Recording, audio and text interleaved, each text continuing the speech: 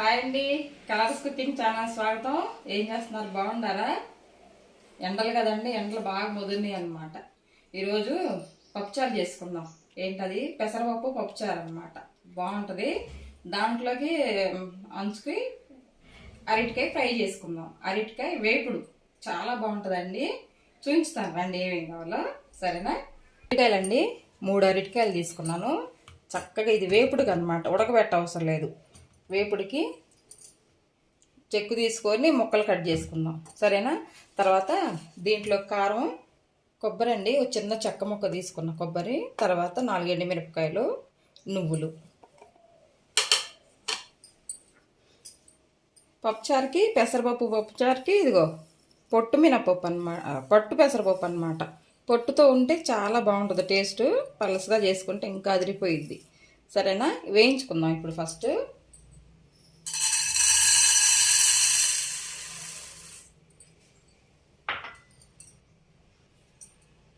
బాగా వేయించుకుంటే చాలా బాగుంటుంది.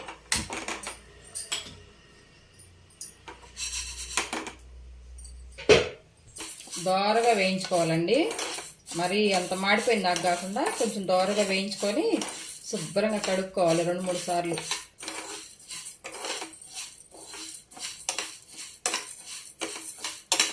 వేయించేసి నీళ్ళల్లో పోసానండి. కొంచెం నానతాయి. కొద్దిగా నానిన తర్వాత మనం పప్పు చేసుకుందాం. బాగా నానితే పుట్టంతా వచ్చేసిద్ది అనమాట. 2 నిమిషాలు నానబెడదాం వీటిని. ఈలోపు ఈ నానతా ఉంటాయి. ఈలోపు ఇది చూసుకుందాం.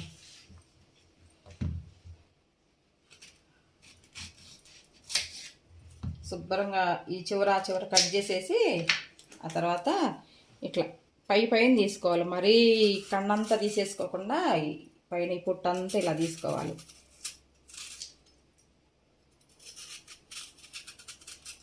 ఇదిగోండి, ఇది ఉంచాలన్నమాట. ఈ పైన కొంచెం లేతగా చెక్కు ఉంటుంది కదా పైన స్కిన్, అది ఉంచితే బాగుంటుంది. అదంతా తీసేసామనుకోండి అరటికాయ ఫ్రై ఊరకనే మెత్తబడిపోయిద్ది. ఇలా లైట్గా తీసుకుందాం. ఈ పైన ఈ స్కిన్ ఉంటే కూడా మంచిది కదండి, ఫైబర్ కదా, ఈ తోలు తింటే మంచిదంట. సరేనా? ఇది చక్కగా ఇట్లా తీసేసుకొని మొత్తం ముక్కలు కట్ చేసుకుందాం. వెంటనే ఇది నల్లగా అయిపోయిద్దండి. నల్లగా కాకుండానే మనం నీళ్ళు తీసుకొని వేరే దాంట్లో నీళ్ళు తీసుకొని ఇదిగో ఇట్లా ఉప్పేసుకొని దాంట్లో మజ్జిగ పోసుకోవాలి. మజ్జిగ పోసుకుంటే నల్లగా కాకుండా ఉంటాయి ముక్కలు. మనం కట్ చేసుకొని వేసుకోవచ్చు. వెంటనే ముక్కలు కట్ చేసుకొని ఇలాగా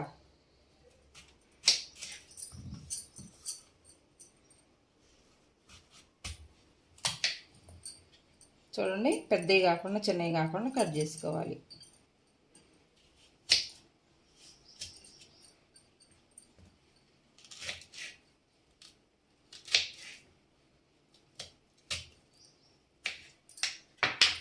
మనకి చేతికి అంటుకుంటాయి అన్నమాట. ఏదో ఈ సైజు కట్ చేసుకొని వేసుకుంటే బాగుంటాయి.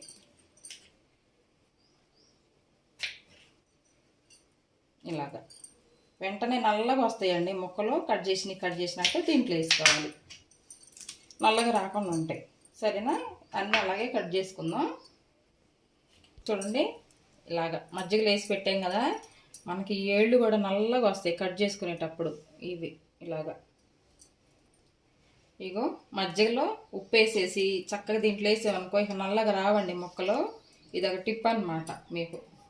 సరేనా?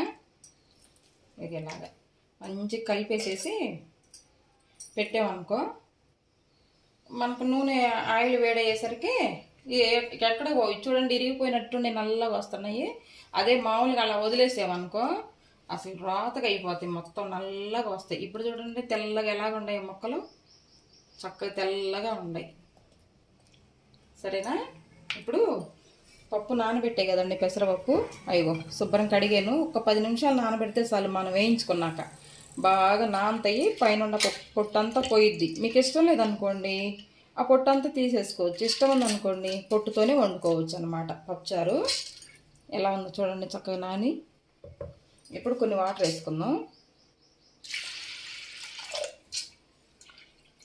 వాటర్ వేసి కొంచెం ఆయిల్ వేసుకుందాం, ఎందుకంటే పొంగకుండా ఉంటుంది అన్నమాట. పొయ్యి మీద పెట్టుకుందాం. మూత పెట్టేసి విజిల్ ఏం అవసరం లేదండి, ఒక్క మంటకే ఉడికిద్ది. ఫ్రై అయ్యేసరికి పప్పు కూడా ఉడికిపోయింది అనమాట. మనం తాలింపు వేసుకోవచ్చు. చూడండి, అరటికాయ ఫ్రైకి ఆయిల్ పెట్టుకున్నాను. ఒక 2 స్పూన్లు వేసానండి. తర్వాత ఆయిల్ వేడయింది, తాలింపు గింజలు వేసాను. పచ్చిశనగపప్పు 1 స్పూన్ ఎక్కువ వేసుకున్నాం, ఎందుకంటే కరకరం అంటాయి అన్నమాట. మనం తినేటప్పుడు బాగుంటుంది ఈ వేపుడు.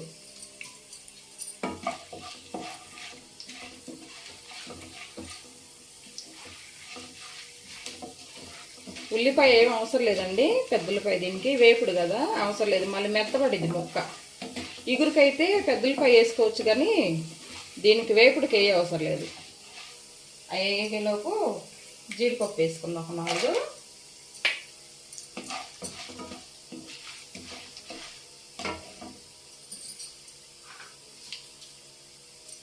ఒక 4 వెల్లుల్లిపాయలండి తాలింపులు వేసుకుందాం. పొట్టు తీయకుండానే కచ్చాపచ్చాదని చేసుకుందాం.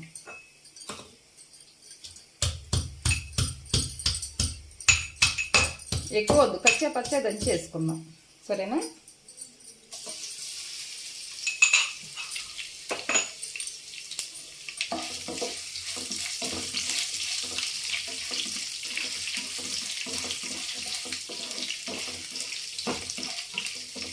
బాగా వేగనిచ్చి ఎండుమిరపకాయలు వేసుకుందాం.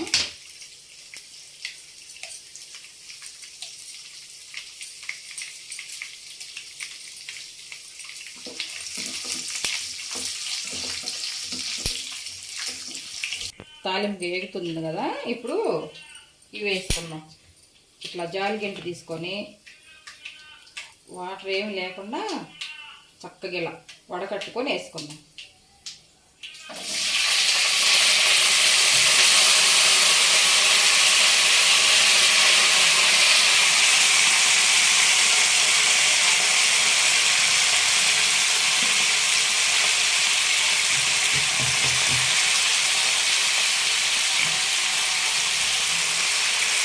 చూడండి ముక్కలు ఎలా ఉన్నాయో, తెల్లగా ఉన్నాయి. ఇలాగే మూత పెట్టకుండా, సాల్ట్ వేయకుండా వేయించుకుందాం కాసేపు. బాగా ఏగాలి, మూత పెట్టొద్దండి. మూత పెడితే ఆ నీరుకి మెత్తగా అయిపోయింది ముక్క అంతా, సరేనా? చూద్దామండి, బాగా ఏగినాయి. ఇప్పుడు ఫస్ట్ వేసుకుందాం. కొంచెం ఆయిల్ చూడండి, తక్కువ వేసాను. వేపుడు కదా, అంత ఆయిల్ ఏం పట్టదు. ఒక 1/2 స్పూను పసుపు అన్నమాట. ఇది వేరే తెల్ల బాండీలు వేసారనుకోండి అంటుకుపోయిద్ది. ఇట్లా నాన్ స్టిక్ కళాయిలో వేసుకుంటే చక్కగా ఏగుతాయి ముక్కలు. అరటికాయ అన్నమాట. ఇప్పుడు పప్పు చూడండి, పప్పు కూడా ఉడికిపోయింది చక్కగా, బాగా ఉడికింది. చూడండి, అదిగో ఆరేద్దాము. ఇదిగో చూడండి, మిక్సీలోనే ఎండుమిరపకాయలు వేసుకుందాం. ఇవి బాగా కారం ఉన్నాయండి ఎండుమిరపకాయలు. పచ్చిమిరపకాయలు అయితే బాగా పండిపోయినాయి అన్నమాట.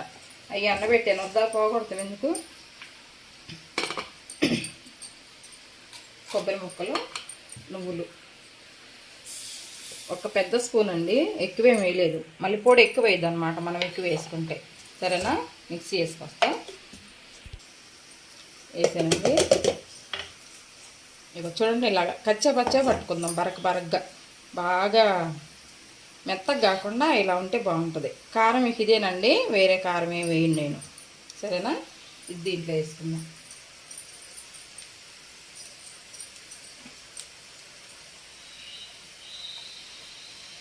నువ్వులకి అరటికాయకి చాలా టేస్ట్ బాగుంటుందండి.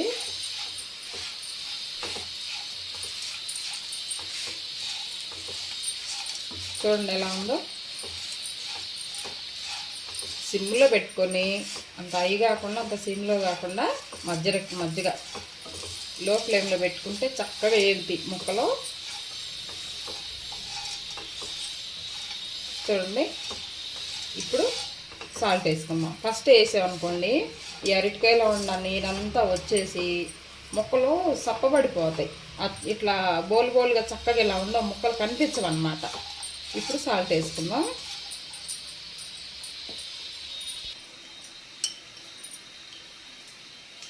సరిపాని వేసుకుందాం అండి. దీంట్లో ఎక్కువ పట్టదు, ఫ్రై కదా, వేపుడు కదా, ఎక్కువ పట్టదు, కొంచెం చూసి వేసుకుందాం.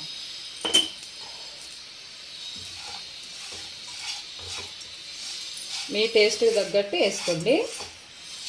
సాల్ట్ కొంచెం తక్కువ తినేవాళ్ళు ఉంటారు, కొంతమంది ఎక్కువ తినేవాళ్ళు ఉంటారు. సరేనా? చూడండి ఎలా ఉందో. అసలు ఈ పెసరపప్పుతోటి పప్పుచారుతోటి సైడ్కి పెట్టుకొని తింటే ఎంత బాగుంటుందో. ఈ ఎండాకాలం కదండి, చేసుకొని తినాలి. ఎండాకాలం కదండి, చక్కగా ఇలాంటి వేపుడు చేసుకున్నాం అనుకోండి, పప్పుచారు కానీ రసం కానీ సాంబార్ కానీ ఖచ్చితంగా ఉండవలసిందే కదా. దీంట్లోకి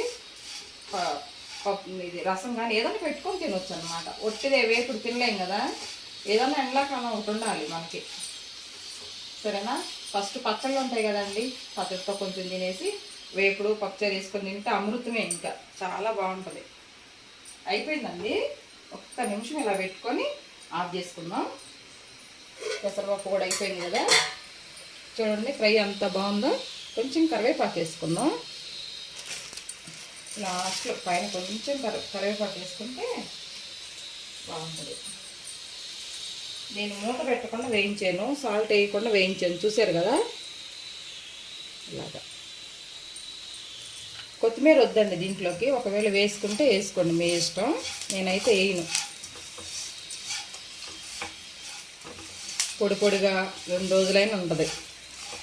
మూత పెట్టారనుకోండి 2 రోజులు ఉండదు, సర్ది పడిపోయిద్ది. అరటికాయ కదా, సర్ది పడిద్ది, మెత్తపడిపోద్ది అన్నమాట. మూత పెట్టకుండా ఇలా వేయించుకోవాలి. సరేనా? చూడండి ఎలా ఉందో. పప్పుచారుకి ఆయిల్ వేసానండి, 2 స్పూన్లు ఆయిల్ వేసాను. తాలింపు గింజలు వేసుకుంటున్నాను. నాకు అన్నీ కలిపి ఉండే కాబట్టి పప్పులన్నీ వేసుకుంటున్నాను. మీకు కలిపి లేవనుకోండి ఆవాలు జీలకర్ర వేసుకోండి. సరేనా?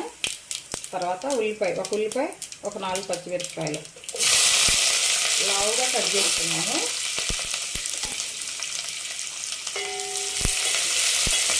పప్పుచారు కదా, లావుగా కట్ చేసుకోవాలి ఉల్లిపాయలు.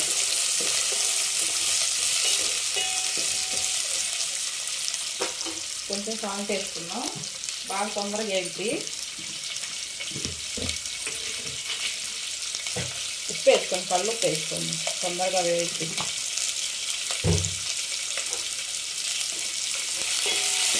వంట 11 గంటలకల్లా అయిపోవాలండి, ఎందుకంటే ఎండాకాలం కదా, కిచెన్లో ఉండలేము మనం.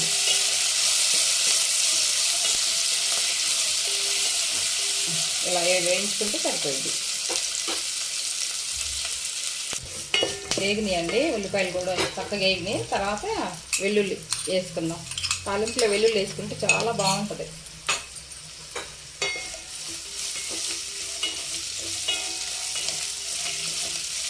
అవి వేగేటప్పుడే ఒక టమాటా పొడుగ్గా కట్ చేసుకున్నాను.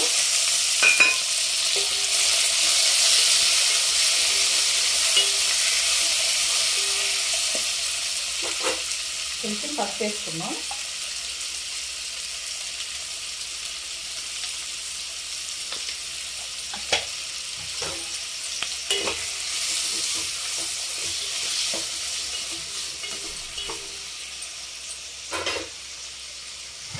రెండు నిమిషాలు మూత పెడదామండి, చూద్దామండి. బాగా మగ్గినాయి టమాటాలు కూడా. ఇప్పుడు చింతపండు రసం వేసుకుందాం. నేను 1 కప్పు పెసరపప్పు తీసుకున్నా కదండి, ఇది ఇంత చింతపండు తీసుకున్నా. మీకు చింతపండు ఇష్టం లేదనుకోండి, ఈ తాలింపు అంతా అయిపోయిన తర్వాత లాస్ట్లో గ్యాస్ ఆఫ్ చేసుకున్నాక 1 నిమ్మకాయ పిండుకోండి.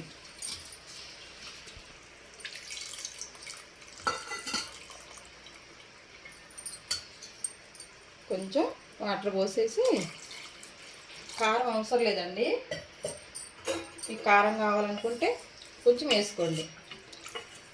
ఈ పచ్చిమిరపకాయలతోనే సరిపోయింది అనమాట మాకు. కొంచెం ధనియాల జీలకర్ర పొడి వేసుకున్నాం.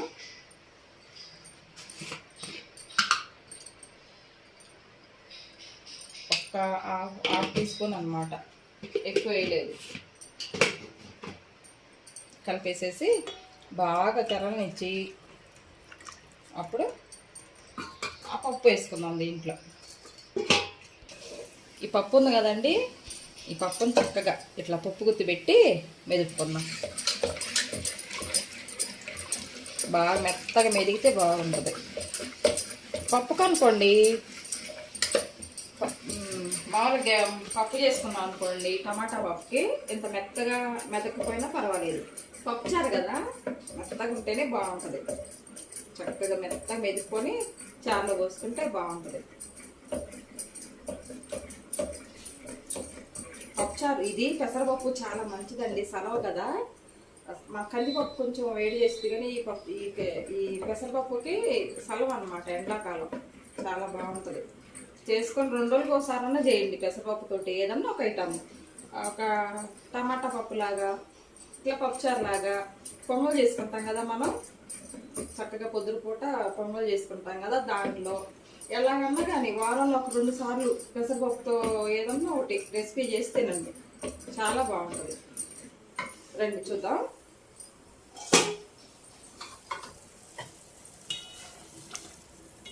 తెరిలిందండి. ఇప్పుడు ఈ పప్పు పోసుకుందాం.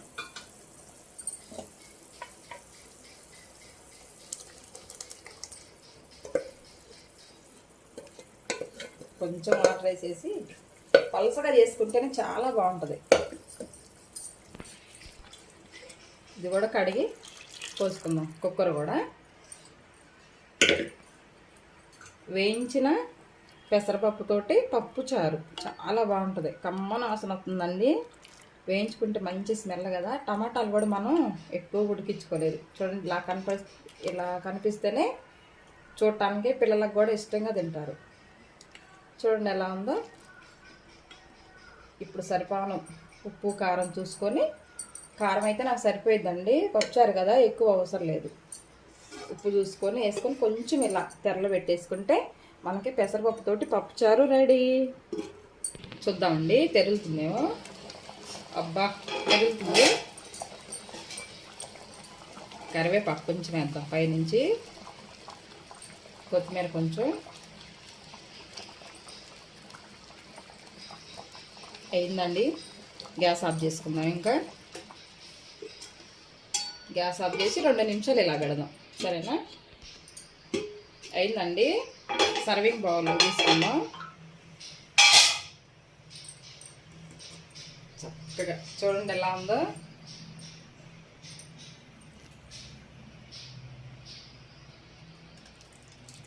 అంత తిక్కుగా లేకుండా అంత పలసగా లేకుండా బాగుంది చూడండి. ఎండాకాలం ఇలాంటి చారు పెట్టుకొని తినాలి. చూడండి ఎంత బాగుందో.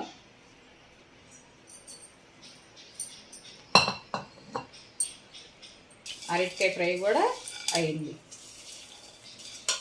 దీంట్లోనండి మర్చిపోయాను నేను, అడవుల్లో పాలు అబ్బాయించడం అనమాట. పాలు పోయించుకొచ్చేసరికి మర్చిపోయాను. జీలకర్ర ధనియాల పొడి పచ్చిదే నూరేసేసి ఇట్లా పొడి వేసుకోవాలన్నమాట.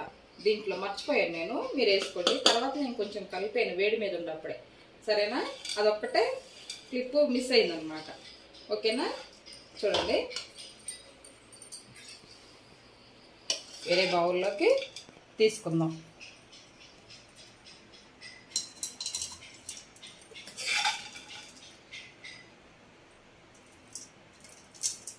చూడండి ఎంత బాగుందో. ఫ్రై అన్నమాట. ఆ కారంకి ఫ్రైకి చాలా బాగుంది. సరిపోయింది ముక్కలకి కారానికి. ఇలా చేసుకుంటే అసలు పిల్లలు అరటికాయ తిన్నోళ్ళు కూడా తింటారు. మాకు పెళ్ళిళ్ళప్పుడు ఇదే పెడతారండి, ఇలా చేసి పెడతారు ఫ్రై. మాకు పెళ్ళిళ్ళలోనే నాన్ వెజ్ పెట్టరు, మొత్తం వెజిటేరియనే.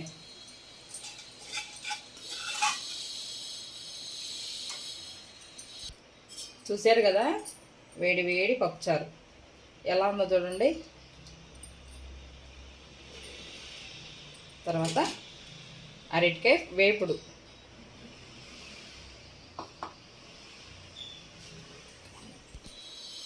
చూడండి, అబ్బాయికి వేసిస్తా పప్పుచారు.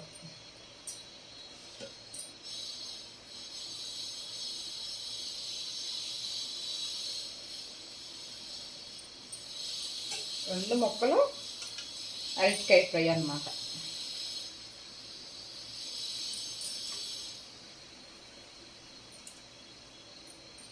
చక్కగా తింటా ఉంటే ఎట్లా ఉంటుంది చూడండి ఒకసారి, ఎంత బాగుందో. అసలు పప్పుచారుని చూస్తుంటే నోరు ఊరిపోతుంది.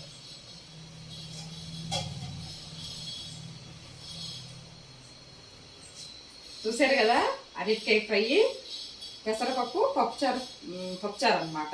పెసరపప్పు తోటి చేసిన పప్పుచారు, అరటికాయ ఫ్రై అయితే సూపర్గా ఉందండి. ఒక 2 days అయినా అలాగే ఉంటుంది. ఓకేనా? ఈ రెసిపీ కనుక మీకు నచ్చినట్లయితే ఫ్రెండ్స్ లైక్ చేయండి అబ్బా.